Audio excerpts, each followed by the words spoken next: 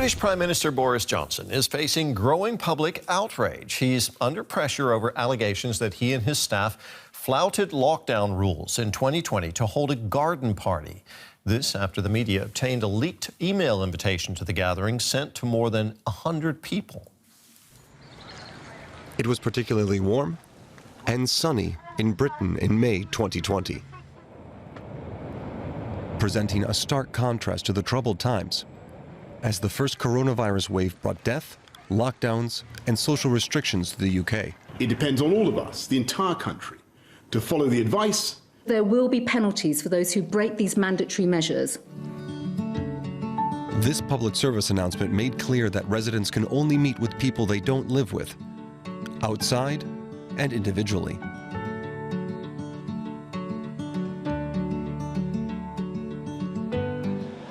Then there's what happened in Downing Street.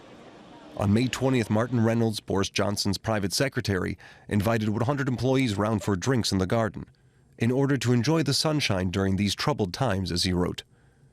Attendees must provide their own beverages. 30 came, including the Prime Minister and his wife. That's according to witnesses. And this isn't the only pandemic party that's putting Johnson under pressure. Several Christmas parties and this meeting for wine and cheese, for example, are raising eyebrows. And the open alcohol consumption is blowing holes in the claims that they were work meetings.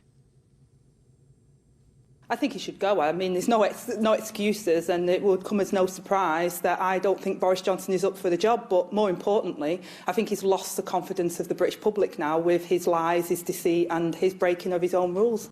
Yes, we are. Yes, we are. Johnson is also losing support in his own party after a series of scandals, mistakes, and course corrections.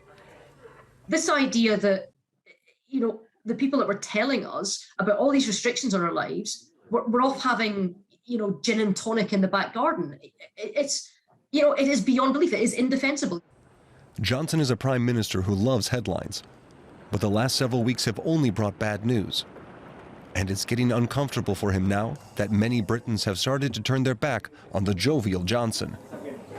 I quite like Boris, but I'm very disappointed by this news. I don't believe most of the things he says now because of this, and even to do with COVID still, anything that he speaks about on the news, I just think it's lies. When asked if he was at the party himself, Johnson remained cagey. All of that, as you know, is the subject of a proper investigation by Sue Gray. The lead investigator will publish her findings soon, and we'll know if this was one party too many for Boris Johnson.